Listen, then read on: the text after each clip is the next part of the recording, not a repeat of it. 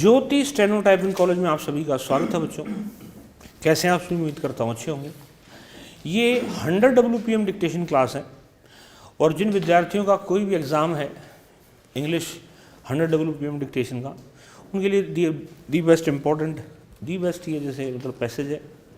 और ये क्या कहते हैं, इसमें टोटल जो वर्ड्स हैं वो हैं 1049 और ये मैं 100 की स्पीड से पढ़ूँगा। इसको जैसे आप लोगों को लिखना है और फिर जैसे टाइप कर देना है। न्यू डिक्टेशन फोल्डर में 60 नंबर, जैसे न्यू डिक्टेशन 60 के नाम से होगा ये, इंग्लिश 100 WPM न्यू डिक्टेशन 60 के नाम से। Dictation start after 5 second.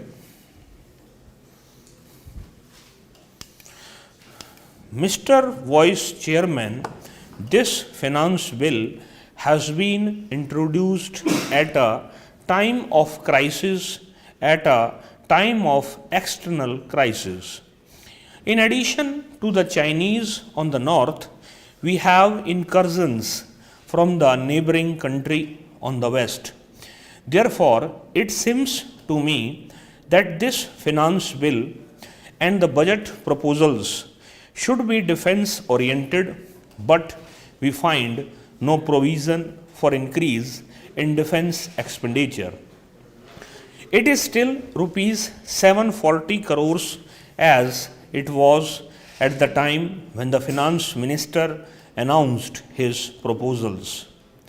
If we are to put our defense in proper order so as to ensure the security of our country, if we are not to look for military alliances in order to supplement our defense forces, our defense expenditure must be increased considerably, and it will have to be rupees 800 crores, 900 crores, or even 1,000 crores of rupees.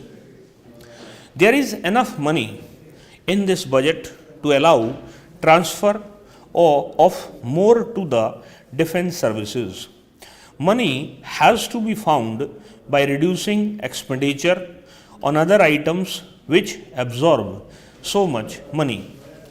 The expenditure on the plan is 200 crores of rupees on the revenue account and another 300 crores on the capital account.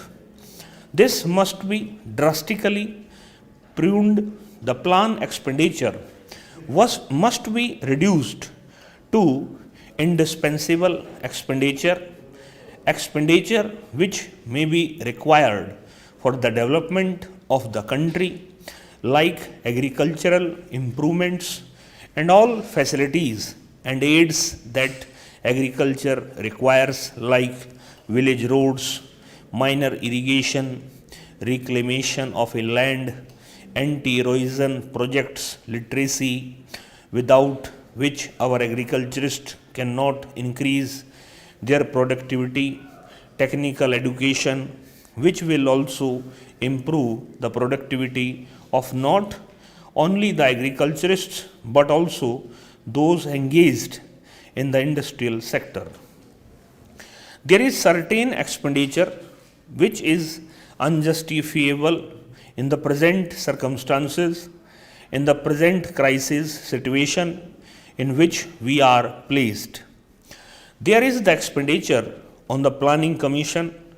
Cannot we really have to less expensive planning commission than the one which we have and which costs about 1 crore of rupees a year? The National Economic Development Council of England costs only 20 lakhs of rupees, 250,000 pounds sterling, and it does as good work as, if not better than, our planning commission to increase the productivity of England. There is also that absolutely unjustifiable item of family planning. I believe that in the fourth plan it will be raised to 70 crores. Then what about the expenditure on our administrative services? It has been growing steadily. We must have a commission on the pattern of the Hoover Commission, which proposed a reduction of $7,000 million in the administrative expenditure budget of United States of America. We must have a commission on that pattern in order to go into the whole business of our administrative system from top to bottom, from the center down to the states, in order to modernize it. We have been promised administrative reform committees in the Secretariat. The Home Minister makes much of these administrative reforms committees. First of all, their objective is only to reduce the delay in the Secretariat, not to reduce the expenditure. And moreover, appointment of administrative reforms committees from among the Secretariat officers is like asking the patients in a hospital to prescribe for one another. You must have an outside body, a scientific body of administrators composed of public men and of businessmen, such as the Hoover Commission was, in order to go into the whole business of the costly administrative system under which the country is suffering. Then, in regard to our defense organization, also we getting the best out of the money that we are spending, even out of the rupees 740 crores that we can afford. What we want for the defense of our frontiers is a mobile force, not the kind of force suggested by somebody in the other house the other day. They wanted the frontier to be defended by the whole army. They wanted the whole army to be deployed all along the frontier. We want mobile force, well armed, well equipped, which will be able to rush to danger spots before these danger spots become more dangerous. The government has suggested that a police force would be enough to do the ordinary work of defending our frontiers. I hope it will be an armed police, something like the armed reserve police used in Madras now generally for suppressing the students' rights. It might be better used in the ordinary day-to-day defense of our Pakistan border. Has the army got all the modern equipment that is required?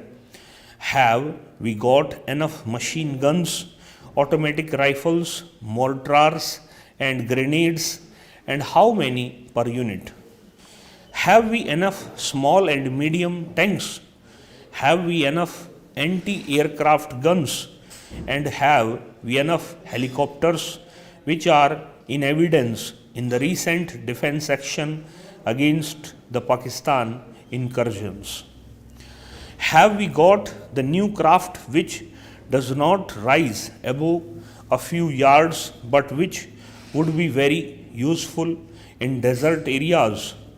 Mid-term elections were held in Kerala, as the House knows, on the 4th March 2005, because we did not want that the President's rule should continue further and that a democratic setup with the state legislature should be there in Kerala, so that the people of Kerala themselves can again have their own legislation.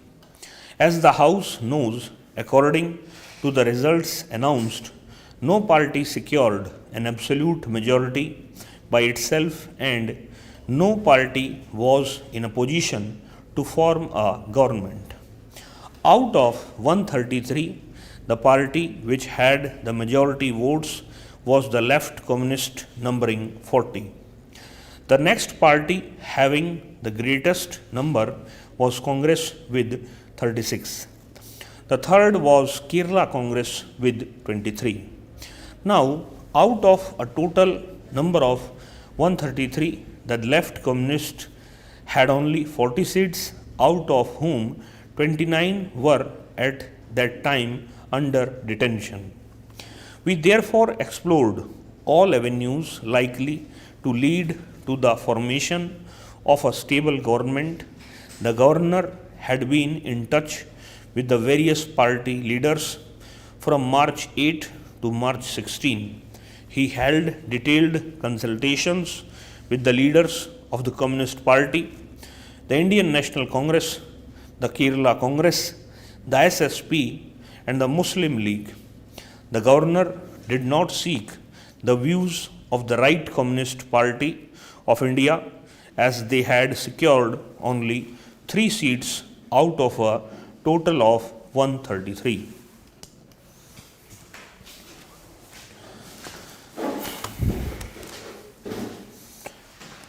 पंद्रह second का क्या बनेगा?